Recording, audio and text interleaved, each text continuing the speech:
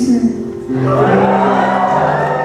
Hello, classic rock fans. I am recording just a couple of days after seeing Victor Wooten and the Wooten Brothers at the Majestic Theater in Madison, Wisconsin. The Wooten Brothers band is made up of four brothers: Victor, Reggie, Roy, and Joseph. And if you're a subscriber to this channel, that last name might sound a little familiar.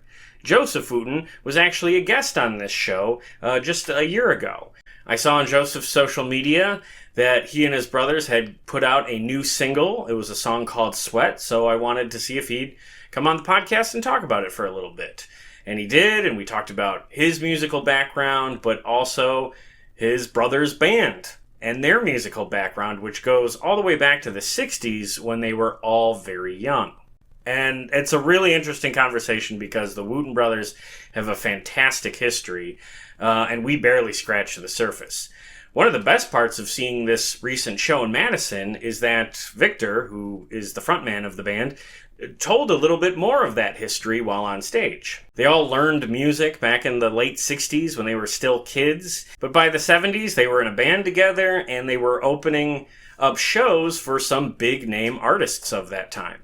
He was only 10. I was 2, Joseph was 5. By the time I was 5, we were living in California now. We opened for War, Temptations.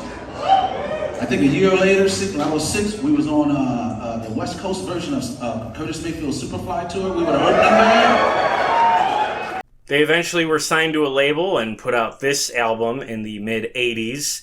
It wasn't a hit, but I will tell you, I think it's a lost gem from that decade. I like the music on it quite a bit. But as the story goes, the music industry is a tough business, and this band never really punched through.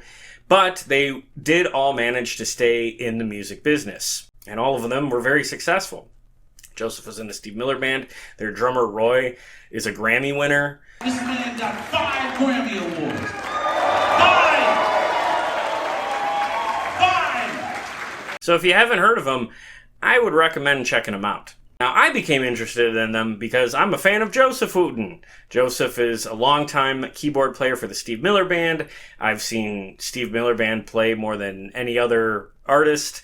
In fact, the last time I saw Steve Miller, I was able to catch up with Joseph before the show and talk with him for a little bit, which was honestly one of the coolest things that's ever happened to me as a result of doing this podcast. I really enjoyed that. Unfortunately, I was not able to catch up with Joseph at this show, and I think that's mostly because I had never been to the Majestic Theater in Madison before, and I did not realize where the merch table was.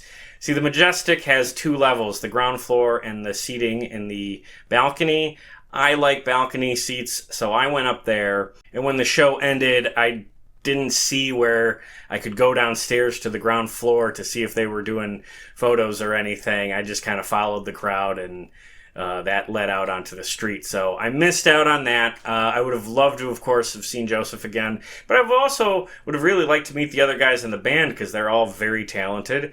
But the important thing was I was able to see the show and enjoy the music, which was fantastic. Now, typically I go to classic rock shows, and I can't really describe this as one of them, but I will say there is a little rock and roll in the show.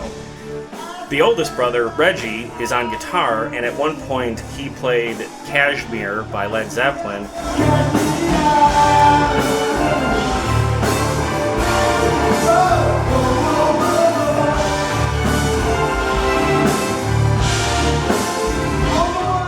And performed an absolutely blistering guitar solo. Absolutely just shredding. It was awesome. And he had a couple of other guitar solos through the night as well. They refer to him as the teacher of the group because he's the oldest, and when they were all kids, he taught them all how to play instruments and, in very basic ways at first that was effective. And it's really interesting to hear how they all learned from him and then started kind of developing their own styles and, growing as musicians from there. When I was 2, he taught me. If I was 2, Joseph was 5. He was teaching Joseph to play keyboard at the same time. He could even make Joseph play that funk. But check it out. Listen to this closely. Let this sink in. If I was 2, Joseph was 5. Our teacher was only 10. Then you have Roy, aka Future Man, on drums. Roy had a couple of drum solos through the night, but he also had an instrument that I guess he invented. It's called the drumitar, or the Roy L keyboard. Basically what it is a guitar-shaped percussion piece. So he was playing drum sounds through this drumitar, and he was able to come out from behind the drums for a little bit during the show. That was awesome. I've never seen anything like that before. How y'all doing? Victor is the youngest brother in the band. He is the front man, and he also plays bass. He did a number of bass solos through the show, and he also sang. And he told stories. He told some great stories through the night, introduced everybody in the band. He did most of the talking on stage, and that was really cool. It was particularly funny when he told the audience that Joseph is also in the Steve Miller Band. Here, I'll show you a clip. For over 30 years, he's been the keyboard player, singing vocals, arranging vocals for Rock and Roll Hall of Famer, the great Steve Miller. If you've seen him in the last 30-something years, that's the keyboard player right there. Y'all know that sound.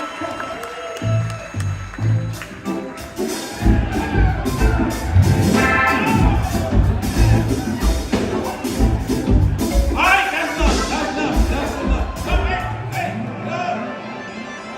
Hey, y'all didn't pay enough for that. It's a Wooten Brothers show. You can afford that too. Yeah. Yeah, that's great. I got a big kick out of that. And that, of course, brings me to my buddy, Joseph Wooten, a.k.a. the Hands of Soul, over on keyboards. Joseph also sang lead on a couple of songs, including the newest one, the single, Sweat, that they put out last year. That was the big finale of the show, which was awesome. A lot of great energy off that song. Hard work, dedication, and perspiration. You know I got to sweat. The crowd was very receptive to it. I will say, the crowd in Madison was excellent. They were all very engaged. And I think it has a little something to do with the fact that the Wootens actually have a little history with the city of Madison, and they talked about that during the show. I found that to be very interesting, being a Wisconsinite myself. Years ago, we recorded in this state. When we were kids, we recorded in Madison. It was fun in Madison, Wisconsin. Years ago, when we were kids, you remember how old you were, Vic? When we came and recorded? Anyway, Between 6th or 7th graders. Vic was maybe 6th or 7th grade, and we came and recorded. And another thing they talked about was the new album they're working on. Some of which is going to be new material, but some of which is going to be based on music they found on a tape that was recorded like back in the 70s, that even includes recordings from their fifth brother, Rudy Wooten, who sadly passed away a number of years ago now. Rudy was in the band back in the day. He played saxophone. Rudy got a second saxophone, and he played two at a time. He put both in his mouth and played in harmony. And we grew up with a horn section in one man. That's right. That's our brother Rudy Wooten. We feel you, brother Rudy. We know you're here with us tonight. People in Madison, they love you, brother. They feel you. And I guess someone got in touch with Victor at some point about a cassette tape they had that nobody in the Wootens remembered recording. So they tracked the guy down, got a copy of the cassette, and now they're working on recreating the music that was on the tape, and that will be on the album they're hoping to put out either this year or next year. Not totally sure on the release date for that. Anyway, all that stuff we're recording, we're collaborating with ourselves now on this new record release that we're going to be putting out. And we think that we might be the only band that's collaborated over generations with itself. You know, like when Natalie Cole sang with her dad, and we're singing with ourselves, man. And it was like 50 years ago. You know what I'm saying? Like, we're collaborating with us. That recording was like 50 years ago. I don't know if this has ever happened before, but we're going to have a good time, and we're having fun. And along the way, we met a lot of friends and stuff. So along the way, we're bringing some of our friends to help out. We just had Phil Lassiter work on some horn stuff with for my brother Rudy to flesh out some of his horn parts and stuff. And we got we got friends like Bootsy Collins coming in, and he invited George Clinton, and just it's gonna be some cool stuff happening. So y'all stay tuned. It's gonna be a fun year. All right. Whenever that new album is out, I hope Joseph will come back on the show to talk about it, or if any of his brothers wants to come on the show to talk about it, I think that would be awesome. I'm really looking forward to it. I like this album, and I like the new song Sweat. Now, unfortunately for my purposes, I don't think any of the music from this album was played at the show in Madison, or at least I didn't recognize it if it was. What they did play was a lot of instrumentals, a couple of songs from Joseph's solo albums, I believe a couple of songs from Victor's albums, plus a number of covers, and they all had their solos. So there was a lot going on, but I didn't recognize any of the very distinct 80s pop production that you definitely find on this album. I would describe the music that we heard that night as mostly like soul, funk, a little bit of smooth jazz, that kind of thing. Like I said, a lot of instrumentals, which is, different from the shows I normally get to see, which was awesome for me because it was good to be exposed to music I don't typically listen to, but music I really enjoyed and want to hear more of. So if the Wooten Brothers come to your town, I would definitely recommend going to see them. They're on tour right now, and they will be through next month. I don't know if they're going to announce any more dates through the rest of 2025. I'm keeping an eye on that because I expect that Steve Miller Band is going to announce their summer tour sooner than later. And if that's the case, that will limit Joseph's availability.